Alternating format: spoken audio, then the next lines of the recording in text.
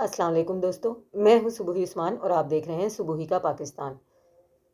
دوستو، ایک شخص جس نے کہ 4 قتل، ایک ہی وقت میں 4 قتل کیے اور ایک ہی گھر سے 4 جنازے ایک ہی ساتھ اٹھے، جہاں پر قیامت 1 منٹ میں آنکھوں کے آگے گھوم گئی، جہاں پہ کوہرام، جہاں پہ مفلسی، جہاں کے آہو بکا نے ہر دل کو رونے پر مجبور کر دیا، ہر آنکھ کو اشک بار کر دیا۔ اتنا خوفناک واقعہ پیش آیا ہے لاہور کے علاقے راوی ٹاؤن میں۔ یہ واقعہ پیش کیوں آیا؟ آخر ایک شخص اس حد تک درندگی پہ کیسے اتر سکتا ہے کہ وہ اپنے اتنے قریبی رشتوں کو، جس میں کہ اس کی بیوی، جس میں کہ اس کی سالی، اس کا سالہ، اس کی ساس اور اس کا اپنا ہی بیٹا شامل ہے، ان کے اوپر قاتلانہ حملہ کرتا ہے اور اس قاتلانہ حملے میں وہ 4 لوگوں کو چار بے گناہ لوگوں کو موت کے گھاٹ اتار دیتا ہے۔ آخر کہانی ہے کیا؟ ایسا کیا ہوا کہ یہ شخص اتنا انتہائی قدم اٹھانے پر مجبور ہو گیا؟ لاہور کے علاقے راوی ٹاؤن میں یہ واقعہ پیش آتا ہے، جہاں پر کہ تھانہ شادرہ ٹاؤن لگتا ہے۔ یہاں پر ایک شخص جس سے اس کی بیوی تقریباً 6 سال پہلے طلاق لے لیتی ہے۔ کیوں طلاق لے لیتی ہے؟ کیونکہ اس کا کرمنل ریکارڈ ہوتا ہے، یہ کچھ کماتا نہیں تھا، یہ اپنی بیوی کے ساتھ مار پیٹ کرتا تھا، اس کو خرچہ نہیں دیتا تھا، کسی قسم کا کوئی کمانے کا ذریعہ نہیں تھا، اپنے بچے کے اخراجات بھی پورے نہیں کرتا تھا، جس کی وجہ سے اس کی بیوی اس سے تنگ رہتی تھی۔ اور اس کے علاوہ یہ بھی پتہ چل چکا تھا کہ یہ پہلے سے بھی 2 سے 3 شادیاں کر چکا تھا، یعنی کہ ایک اچھا خاصا اس شخص کا کرمنل ریکارڈ موجود تھا، جس پر کہ اس کے اپنی بیوی کے ساتھ آئے دن جھگڑے رہتے تھے۔ اور پھر ان جھگڑوں سے تنگ آ کر لڑکی نے خلا لینے کا فیصلہ کیا، اس کے گھر والوں نے اس کا ساتھ دیا اور لڑکی خلا لینے میں کامیاب ہو گئی۔ اب لڑکی اپنے گھر آ چکی تھی، اور اس کے پاس اس کا ایک بیٹا بھی تھا، جس سے کہ یہ ملنے کے لیے زور آزمائیاں کرتا رہتا تھا اور بیٹا دینے پر تیار بھی نہیں تھا۔ ان بیچارے لوگوں نے عدالت کے تھرو اتنی کوششوں سے، اتنی محنتوں کے بعد وہ بیٹا بھی حاصل کر لیا، اور بیٹا بھی اپنی ماں کے ساتھ اپنے ننیال میں، یعنی کہ اس شخص جس کا نام وقاص تھا، اس کے سسرال میں رہ رہا تھا، جس کے پیچھے یہ آئے دن اپنے سسرال والوں کو بلیک میل کرتا رہتا تھا۔ کبھی اس بچے کو اٹھا کر لے جاتا تھا اور اس بچے کے خرچے کے لیے پیسے مانگا کرتا تھا، تو کبھی اس کو اغوا کرنے کی دھمکیاں دیا کرتا تھا۔ اسی طرح کل صبح اس شیطانی دماغ کے انسان کے دماغ میں کچھ ایسا پلان آیا، جو کہ یہ باقاعدہ طور پر پلان کر رہا تھا۔ یہ گزشتہ 1 مہینے سے جیل میں تھا اور ان لوگوں کو نہیں پتا تھا کہ یہ 2 دن پہلے ہی جیل سے رہا ہو کر آیا ہے۔ جو ہی یہ جیل سے رہا ہو کر آیا تو ظاہر ہے پہلے ہی کرمنل تھا، مزید اس کی جو کرمنل مائنڈ تھا اس کے اندر 4 چاند لگ چکے تھے، اور یہ اپنی سسرال کے بارے میں اتنا خوفناک پلان بنا چکا تھا، جو کہ ان لوگوں کے جو ہے کسی وہم و گمان میں بھی نہیں تھا۔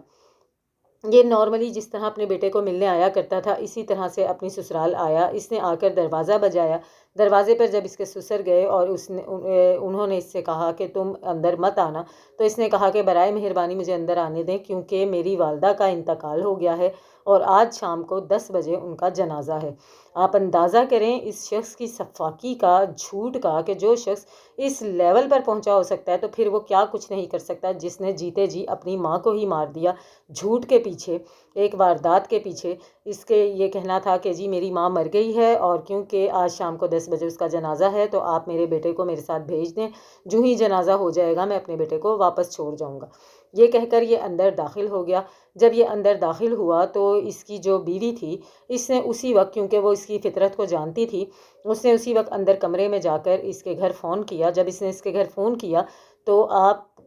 کی حیرت کی انتہا نہیں رہے گی، یہ فون اسی کی والدہ نے اٹھایا۔ اس عورت کو اسی وقت پتہ چل گیا کہ یہ جھوٹ بول رہا ہے، اور اس نے فون پر بھی اس کی ماں کو یہ بات کر دی کہ جی آپ کا بیٹا یہاں پر موجود ہے اور یہ اپنے بیٹے کو لینے کے لیے آیا ہے، اور اس کی وجہ یہ بتا رہا ہے کہ آپ کا انتقال ہو چکا ہے اور آپ کا تو آج رات کو 10 بجے جنازہ ہے، یعنی کہ یہ جھوٹ بول رہا ہے۔ اس کی والدہ نے بھی اس بات کو مانا کہ ظاہر ہے یہ جھوٹ بول رہا ہے، میں تو زندہ ہوں۔ اس کے بعد یہ خاتون جو کہ اس کی بیوی تھی اور اس نے فون کال کی تھی، اس نے آ کر باہر شور مچا دیا کہ یہ جھوٹ بول رہا ہے، اس کی والدہ حیات ہیں۔ جو ہی اس نے یہ کہا تو اس سفاک قاتل کے منہ پر ایک عجیب خوفناک سی مسکراہٹ آئی، اور اس کے بعد اس نے فوراً ہی اپنی جیب میں سے پسٹل نکال لیا۔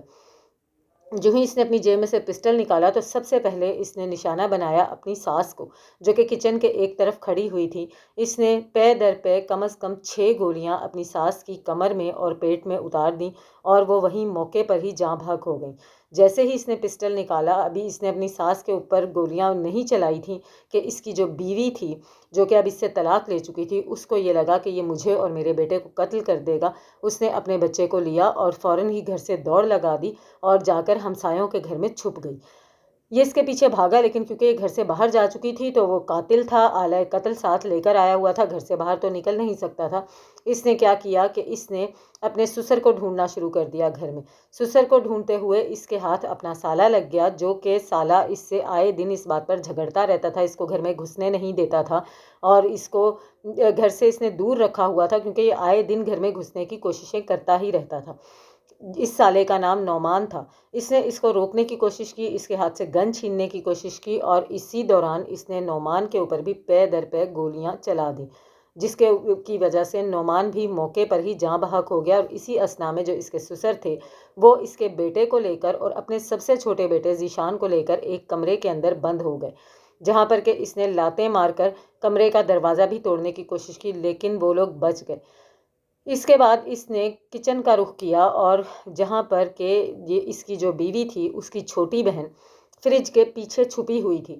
جو ہی یہ کچن میں گھسا اور اس نے اس لڑکی کو اپنی یعنی کہ اپنی سالی کو دیکھا، اس نے فوراً اس کے اوپر گن نکالی اور اس کے اوپر یہ ابھی گولی جو ہے چلانا ہی چاہتا تھا کہ اس کی سالی نے آپ کو سن کر شدید دکھ ہوگا، افسوس ہوگا، حیرت ہوگی۔ یہ سالی نہ صرف یہ اس کی ایک عورت تھی بلکہ بے گناہ تھی، اسی کے ساتھ ساتھ یہ ایک ہونے والے بچے کی ماں بھی تھی، یعنی کہ اس کے پیٹ میں ایک بچہ تھا، یہ پریگننٹ عورت تھی۔ اس نے اپنے بہنوئی سے یعنی کہ اس شخص وقاص سے کہا کہ اللہ کے لیے مجھے چھوڑ دو، کیونکہ میرے پیٹ میں بچہ ہے، میں ماں بننے والی ہوں، تمہیں اللہ کا واسطہ ہے مجھے چھوڑ دو۔ جو ہی اس نے یہ الفاظ ادا کیے تو اس سفاک قاتل نے گن نکال کر اس کے پیٹ پر 4 گولیاں ماری۔ اس کے پیٹ پر 4 گولیاں مارنے کے بعد بھی اس کو سکون نہ ملا اور اس کے بعد اس نے اس کے گلے پر ایک گولی چلائی اور وہ لڑکی بھی وہیں پر دم توڑ گئی۔ اتنا سفاکانہ قتل کہ جس کے اندر کم از کم 1.5 گھنٹے کا وقت لگا۔ اس 1.5 گھنٹے کے دوران محلے دار پولیس وہ 15 پر کال پہ کال کرتے رہے، پے در پے 15 پر کال جانے کے سے بجائے اس کے کہ پولیس والے جائے وقوع پر فوراً پہنچتے، اس کے بجائے پولیس والوں نے لوگوں سے یہ کہا کہ آپ کے ساتھ اتنی کون سی مصیبت آ گئی ہے کہ آپ دھڑا دھڑ ہمیں کالز کر رہے ہیں، ہمیں کالز کر کے پریشان کر رہے ہیں۔ اس کے بعد پولیس جائے وقوع پر پہنچ تو گئی، لیکن گھر کے باہر کھڑی رہی، کیونکہ گھر کے اندر سے پے در پے فائرنگ کی آوازیں آ رہی تھیں۔ آپ ہماری پولیس کو دیکھیے، کون سی یہ بہادر پولیس ہے، کس نام کی یہ پولیس ہے کہ یہ باہر کھڑے ہو کے ساری کارروائی کو سنتی رہی، دیکھنا گوارا نہیں کیا، گھر کے اندر کودنا گوارا نہیں کیا، بلکہ پہلے جو ان کے اہل علاقہ میں ان کے رشتہ دار تھے ان سے یہ کہا کہ آپ گھر کے اندر کودیں اور جا کر دیکھیں ہو کیا رہا ہے۔ یہ ہماری پولیس کی کارروائی تھی۔ اس کے بعد اس سفاک قاتل نے کیا کیا کہ یہ چھت پر چلا گیا، یہ دیکھنے کے لیے کہ چھت پر کوئی موجود ہے تو یہ اس کو بھی قتل کر دے، کیونکہ یہ پورے گھر کو قتل کرنے کا پلان بنا کر آیا تھا کہ میں پورے گھر کو صفحہ ہستی سے مٹا دوں گا۔ جب یہ چھت پر پہنچتا ہے تو اس نے دیکھا کہ چاروں طرف محلے دار چھت پر اکٹھے ہو چکے تھے اور وہ چھت کے ذریعے جھانکنے کی کوشش کر رہے تھے کہ آخر اندر گھر میں ہو کیا رہا ہے، اتنی فائرنگ کیوں ہو رہی ہے۔ جب اس نے دیکھا کہ چھتوں پر اتنے لوگ موجود ہیں تو گھر سے باہر کتنے لوگ موجود ہوں گے، اس کو کچھ سمجھ نہیں آیا، یہ اپنے حواس کھو بیٹھا اور اس کو اندازہ ہو گیا کہ اگر میں گھر سے باہر نکلا تو بھی میں بچ نہیں سکوں گا، میری موت یقینی ہے، پولیس گھر کے باہر بھی موجود ہے، مجھے اریسٹ کر لیا جائے گا اور اس کے بعد مجھے پھانسی کے گھاٹ اتار دیا جائے گا۔ تو اس سفاک قاتل نے، کیونکہ یہ ہار مان چکا تھا اور اس کے پاس کوئی دوسرا آپشن موجود نہیں تھا، تو اس نے کیا کیا، اس نے اپنی گن کو واپس سے لوڈ کیا کانپتے ہوئے ہاتھوں سے۔ دوسروں کا قتل کرتے ہوئے اس کے ہاتھ نہیں کانپے۔ محلے داروں کا، عینی شاہدین کا یہ کہنا ہے کہ جب یہ چھت پر کھڑے ہو کے گن لوڈ کر رہا تھا تو اس وقت اس کے ہاتھ کانپ رہے تھے۔ یہ ایک گولی کو لوڈ کرتا تھا اور اس کے ہاتھ پاؤں کانپنے لگتے تھے، دوسری اس کے ہاتھ سے گر جاتی تھی۔ وہ اس لیے گر جاتی تھی کہ اب یہ اپنے اوپر فائر کرنے والا تھا، کیونکہ اس کے پاس کوئی چارہ نہیں تھا۔ اور جو ہی اس نے گن لوڈ کر لی اس کے بعد اس نے اپنی کن پٹی پر فائر کر کے اپنے آپ کو بھی ختم کر لیا۔ ایسا لگا کہ جیسے شاید اس کو یہ سب کر کے شاید کوئی پچھتاوا ہو رہا تھا، لیکن ایسا کچھ بھی نہیں تھا۔ جب عینی شاہدین نے بعد میں یہ بتایا کہ اس نے پہلے چاروں طرف سے یہ جائزہ لیا کہ کہیں سے وہ بچ کر بھاگ سکتا ہے، جب اسے یہ اندازہ ہو گیا کہ نہیں، ہر طرف لوگوں کا بہت ہجوم ہے اور بات بس سے باہر ہو چکی ہے اور پولیس بھی دروازے پر موجود ہے، تو اس کو سب سے بہترین حل یہی نظر آیا کہ وہ اپنے آپ کو بھی قتل کر لے۔ اتنا بڑا سانحہ لاہور جیسے شہر میں، راوی ٹاؤن شادرہ میں پیش آتا ہے، اور ہماری پولیس اس 1.5 گھنٹے کی کارروائی میں لگ بھگ 20 سے 25 منٹ پہلے پہنچ جاتی ہے، لیکن کوئی ایک جان بھی نہیں بچا پاتی، کیونکہ پولیس نے اندر کودنے کی کوئی زحمت ہی نہیں کی۔